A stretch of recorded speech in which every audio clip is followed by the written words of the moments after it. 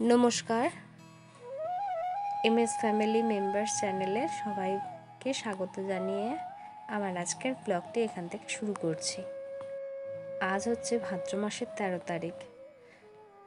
ভাদ্র মাসের 13 তারিখে এই তাল খেতে হবে আর 13 শাক খেতে হবে। এটা হচ্ছে নিয়ম আমার শ্বশুরবাড়ির তরফ থেকে। প্রথমেই বলে রাখি, আমার গলার অবস্থাটা প্রচণ্ডই খারাপ। হাই রোডের পাশে বাড়ি হওয়ার কারণে এই সবসময় গাড়ি ঘোড়া যাতায়াত করে, তার আওয়াজগুলো এই ব্লগে পাওয়া যায়। তো বন্ধুরা, ব্লগটি দেখার সময় একটু মানিয়ে গুছিয়ে নেবেন। তো সকালবেলা উঠে আমি তালটা ছুলে নিচ্ছিলাম। তাল ছুলে ভিজিয়ে রাখবো। আবার একটু দিদিভাই এসেছিলো, দিদিভাইয়ের সাথেও গল্প করছিলাম ওপাশে। তালটা ভিজিয়ে রাখলে খুব সুবিধা হয় যে পরে চটকির যে রসটা বের করার জন্য খুব সুবিধা হয়। ছোট থেকে যদিও কাজগুলো দেখেছি, কিন্তু কোনোদিন করতে হয়নি, কারণ আমি ছিলাম মামার বাড়িতে। দিদা বা মামি এরা যারা ছিলেন, তারা আমাকে কোনোদিনও এই কাজগুলো করতে দেয়নি। খুব আদর যত্নে মানুষ হওয়া এই মেয়েটি আজকে শ্বশুরবাড়িতে তাল থেকে শুরু করে সম্পূর্ণই কাজ এখন মোটামুটি পারি। আর প্রথম থেকে তো পারিনি। বিয়ের পর প্রচণ্ড কষ্ট হতো, কাজকর্ম জানতাম না কিছুই। প্রথম আমার এসে দেখছি যে আমার শাশুড়ি মাই এই তাল চিপতো, ঝোলাতো। ওনার কাছ থেকেই দেখা যে কিভাবে চিপা বা এইভাবে ঝোলানো, সম্পূর্ণটা শেখা ওনার কাছ থেকেই। শেখা মানে ওই দেখে শেখা, এটাই। মায়ের পেটের থেকে অবশ্যই কেউ কাজ শিখে আসে না, দেখতে শিখতেই শেখা হয়।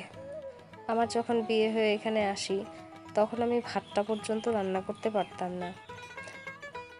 তখন আমাকে সাহায্য করতো আমার মেজোজা, কারণ ও সব কিছু দেখিয়ে পড়িয়ে নিয়েছে। মোটামুটি কাজকর্ম, রান্নাবাড়ি সম্পূর্ণ মোটামুটি দেখা মেজোজার থেকে দেখে শিখতে শিখেছি। মেজোজা বলছি এই কারণ আমরা এই বাড়িতে দুইজনই থাকি, আর বড়জা এখানে থাকে না, তাই জন্য ওনার নামটা আমি নিলাম না, কারণ মেজোজাই আমার সম্পূর্ণ কাজ ধরিয়ে শিখিয়েছে। বা ওনার কাছ থেকে সম্পূর্ণ কাজগুলো আমি দেখে শিখেছি। শ্বশুরবাড়ি হচ্ছে স্বর্গ নরক দুটি। ভালো লাগলে, ভালোবাসলে সেটা স্বর্গ, মন খারাপ হলে, খারাপ লাগলে সেটা নরক হয়ে যায়। এই হচ্ছে শ্বশুরবাড়ি।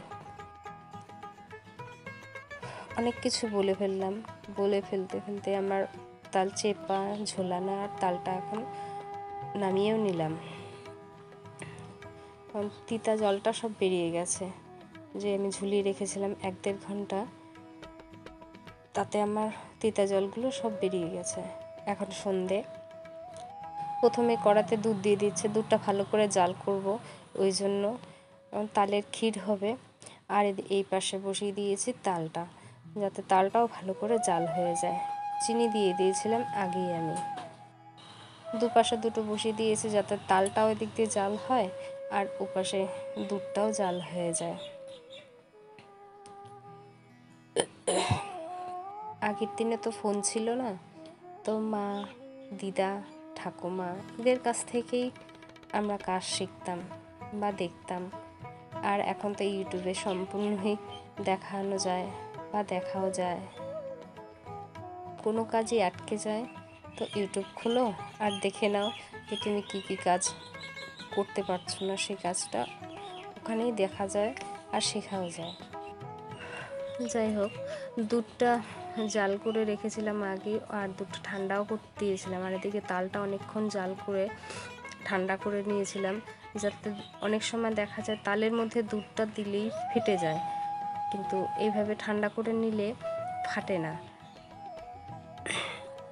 হয়েছে খেতে তা বলতে পারবো না, কিন্তু দেখো মনে হয় ভালোই হয়েছে। তারপর কড়ার থেকে আস্তে আস্তে আমি বাটিতে নামিয়ে নিয়েছিলাম। আর এদিকে অল্প একটু গুলে নিয়েছিলাম তালের বড়া করার জন্য।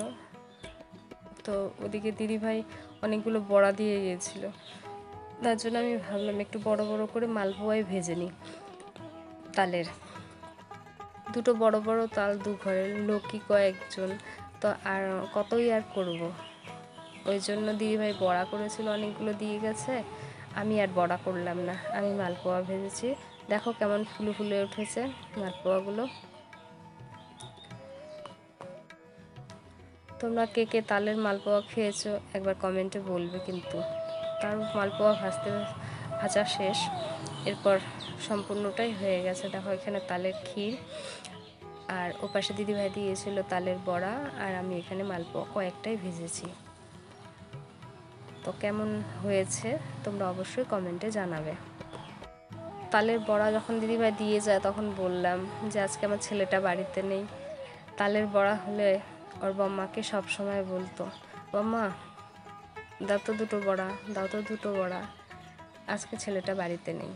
বড়া পিঠে আমাদের বাড়িতে বাচ্চাগুলো খুব কম খায়, আমার ছেলে মেয়ে একটু বেশি খায়। বম্মা বলছিল যে তালের বড়া বানাচ্ছে, আর ছেলেটা সত্যিই বাড়িতে নেই।